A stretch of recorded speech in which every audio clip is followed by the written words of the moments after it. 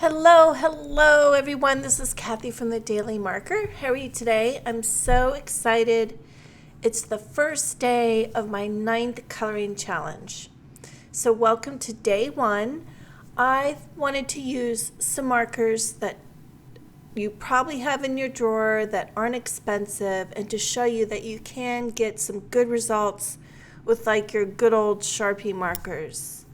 So here's another photo here of the finished.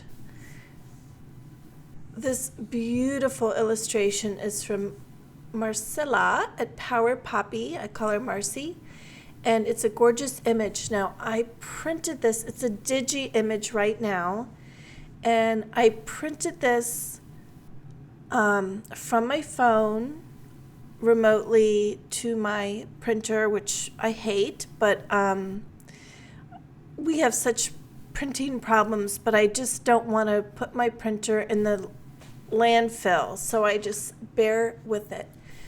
But I printed this on just regular old kind of dull white copy paper.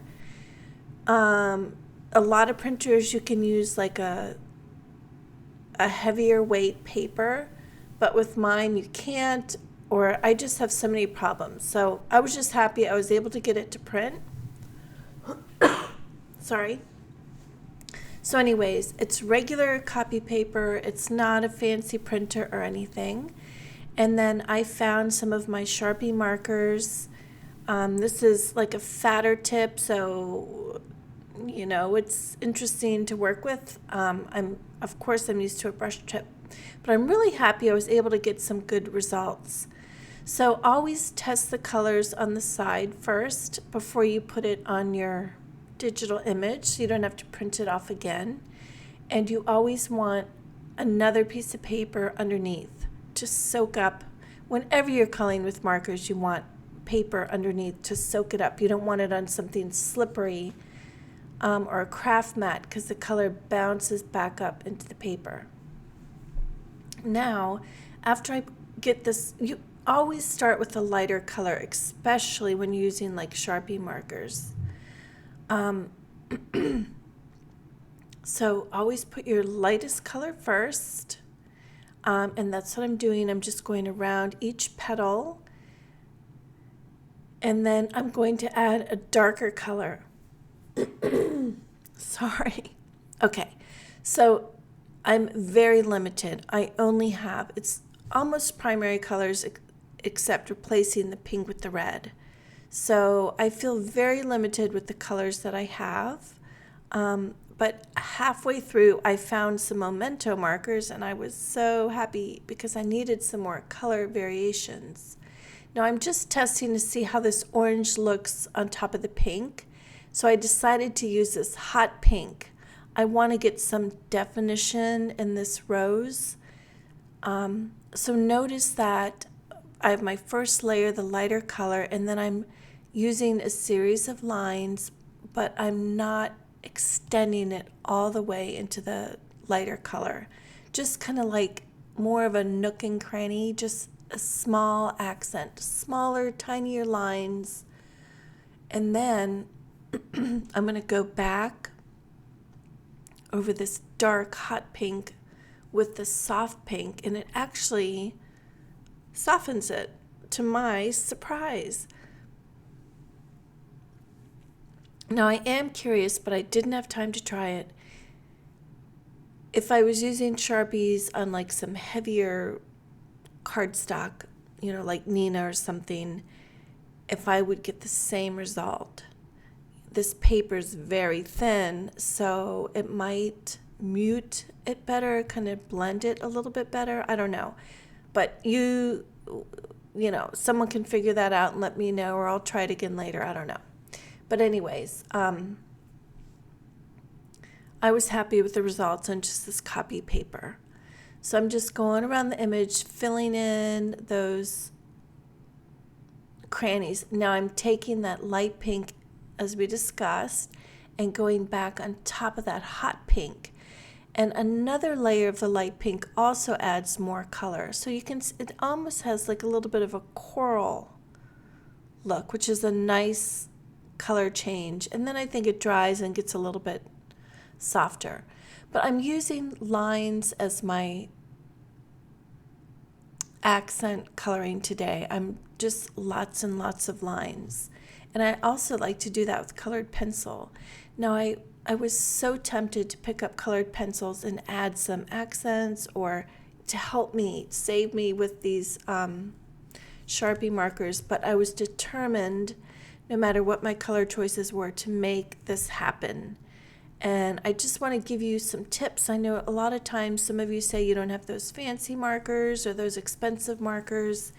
And so I wanted to give you, some tools to use if you aren't using anything fancy. So don't be afraid to layer those colors. Now I needed a little bit more dimension in the little tiny cracks. See where I'm putting that marker right now? So like I said, I was limited with colors, so I picked up this purple, and it becomes darker when it's on top of that hot pink. I didn't think purple would work, but it did. You can see how just adding that tiny bit in the little crannies really just gives it more dimension, a little bit of oomph.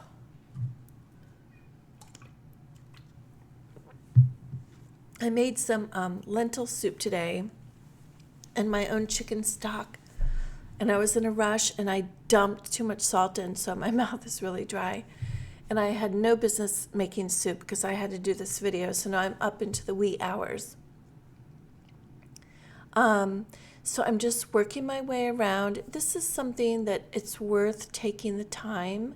Just fill in those little tiny nooks where you think there might be a shadow. Don't worry about where the light's coming from. If you just have a little bit of a darker area, that's all that matters. I think it makes the eye happy. No one's going to say, well, wait, the light should be coming from this direction. So if you watch, you can just see how it fills in just those little nooks, and it makes such a huge difference. Now these little buds, I'm doing the exact same way as I did on the rose. And then I'm going to move on to the green part. And I'll be using a series of lines for that as well.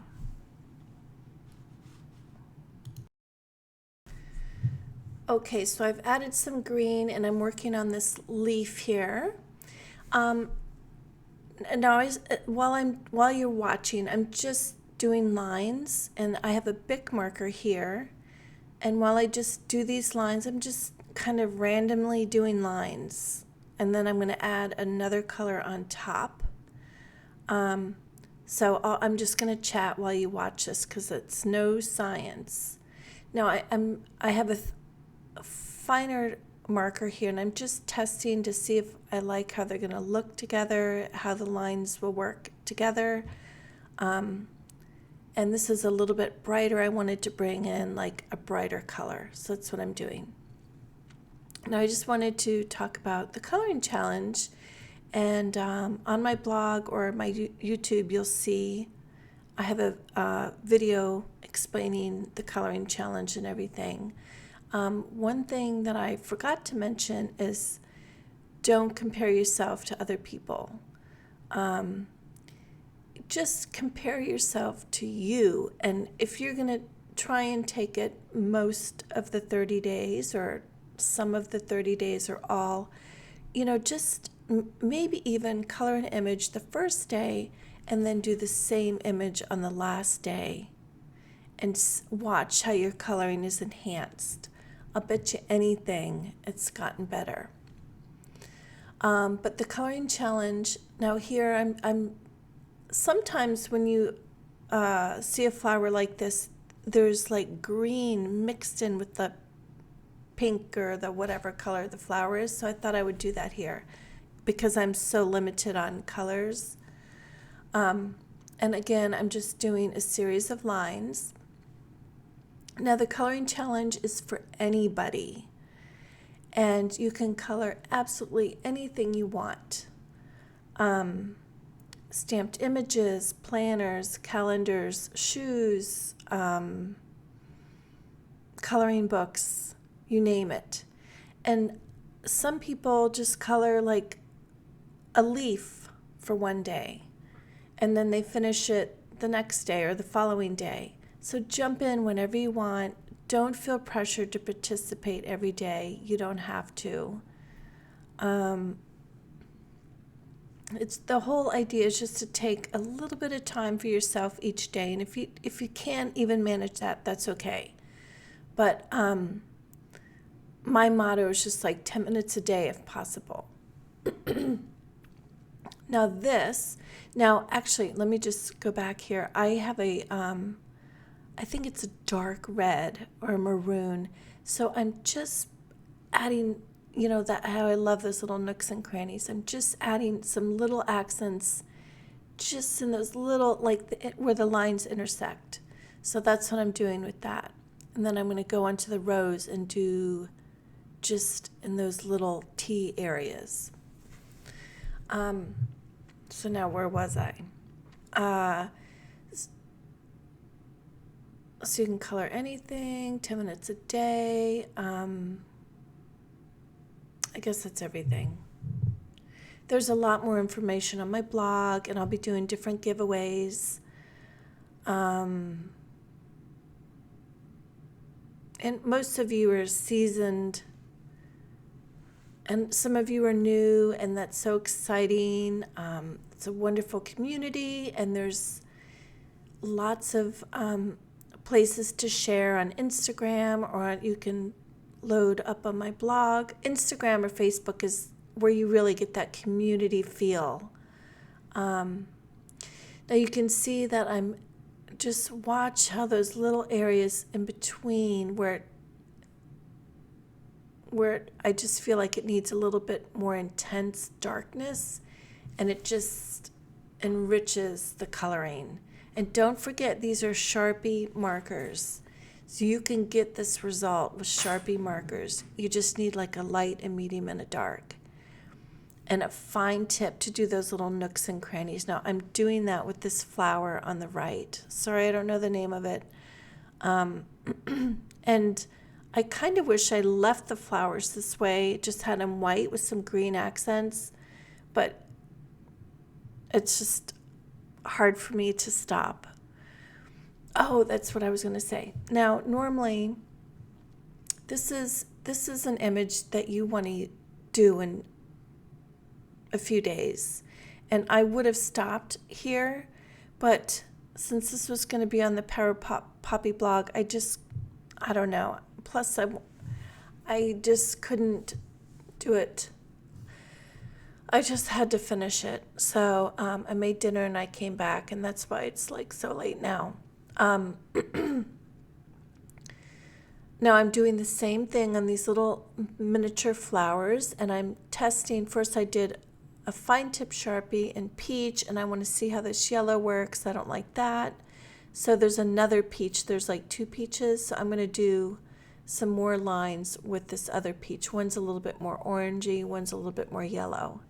And these are small. You don't need to spend a lot of time on these.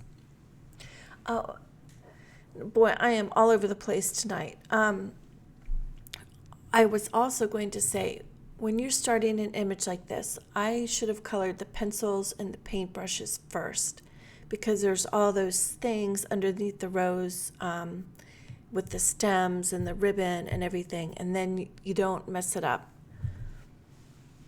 I colored one thing wrong, and I'm not going to tell you. See if you can find it.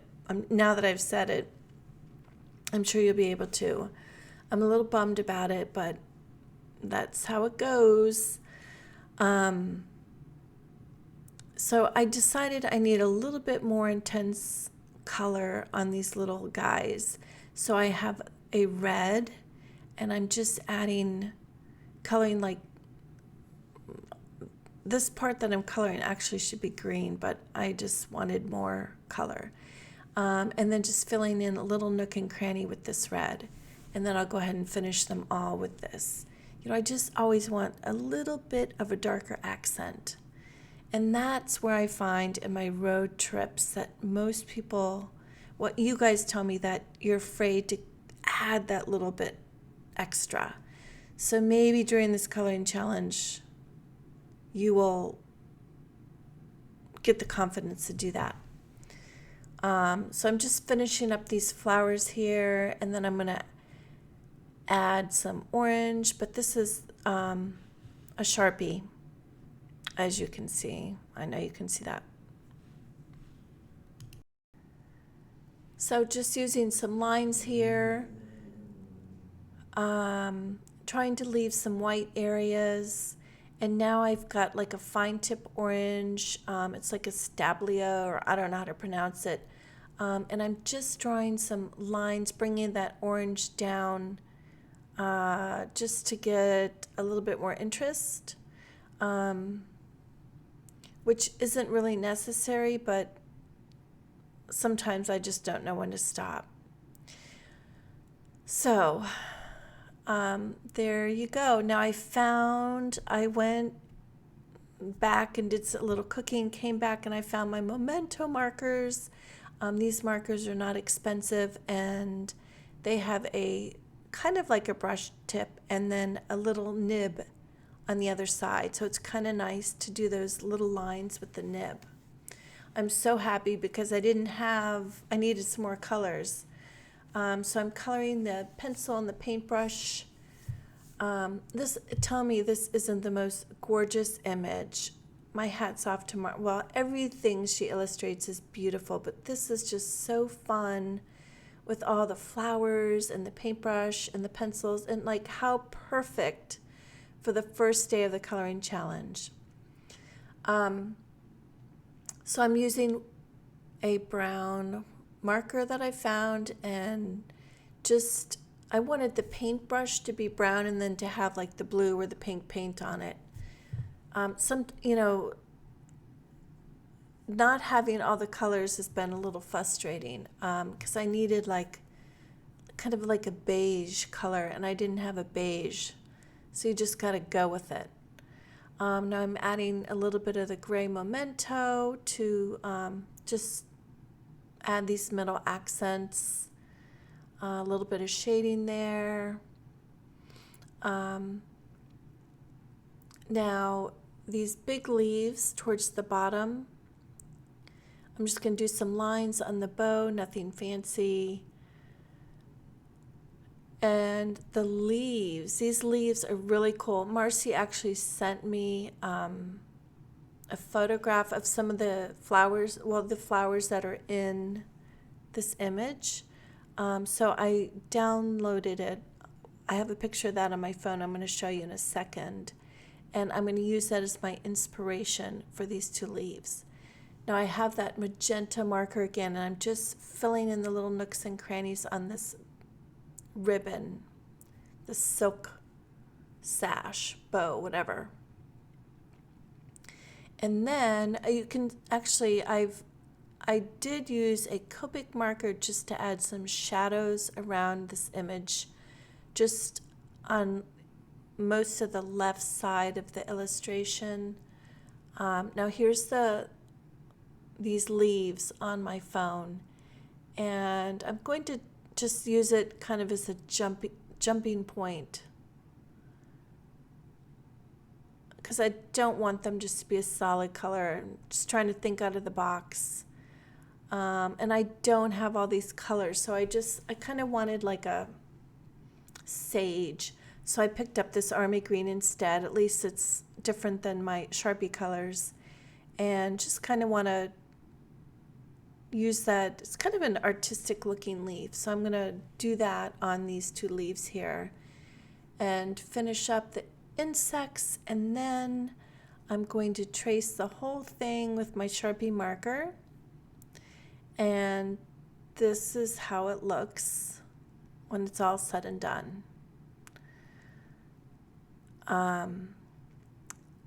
Now, during another coloring challenge, I did something. Let me just jump back. Marcy's illustrations are great because you can use those lines as a guide when you're using lines to do a lot of your coloring and accents. So let me show you a picture of that. Now if you turn your image over that you colored, this digital print, it looks so interesting, like a Monet. So that's kind of a fun thing to do. I did that with the coloring book page once during another coloring challenge. So that's it for today. Check out my blog, subscribe, and thumbs up if you like this. Have a great day, and I can't wait to see what you're coloring.